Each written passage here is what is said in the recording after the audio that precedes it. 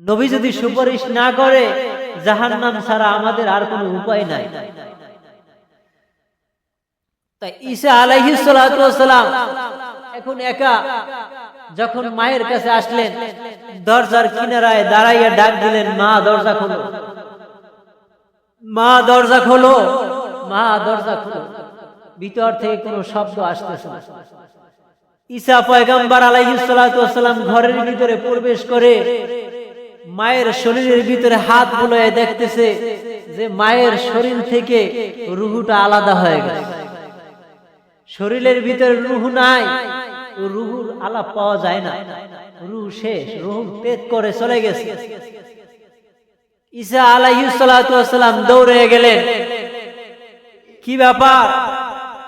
মুহূর্তের ভিতরে জায়গায় বেহুশ হয়ে পড়ে যায়। কিছুক্ষণ পর পয়গম্বর ঈসা আলাইহিস সালাতু ওয়াস সালাম যখন হুঁশ ফেরে, জ্ঞান ফেরে, এখন মায়ের জানাজা দাফন কাফনের ব্যবস্থা করা লাগবে। আমি তো একা, এই জঙ্গলায় আপন বলতে আমার কেউ নাই, ভাই নাই, বোন নাই, আত্মীয় স্বজন মানুষ বলতে কেউ নাই, আমি কাকে নিয়ে দাফন কাফনের ব্যবস্থা করব? ঈসা আলাইহিস সালাতু ওয়াস সালাম রওনা করলেন জঙ্গলার দিকে। হঠাৎ করে তাকে দেখতেছেন কিছু সংখ্যক লোক তার দিকে আগাই আগাই আসতেছে।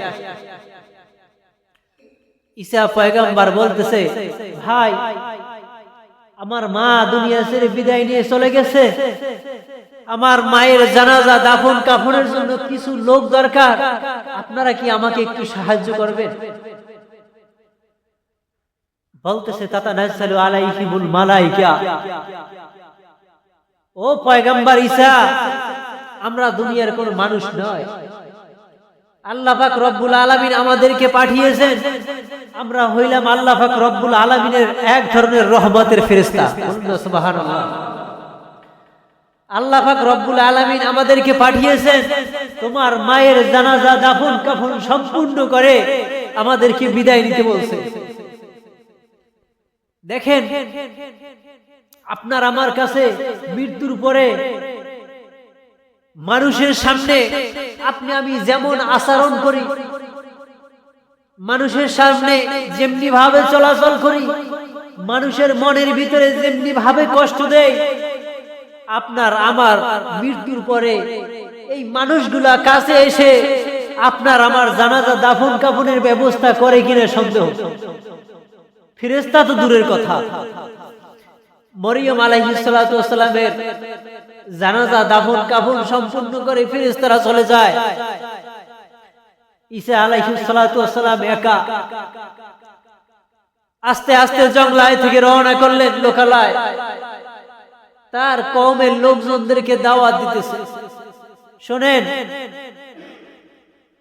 আমি হইলাম মরিয়মের সন্তান হযরত ঈসা আলাইহিস সালাতু ওয়াস সালাম।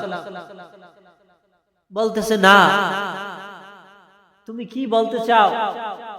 যে আমি দ্বীনের দাওয়াত দিতে চাই,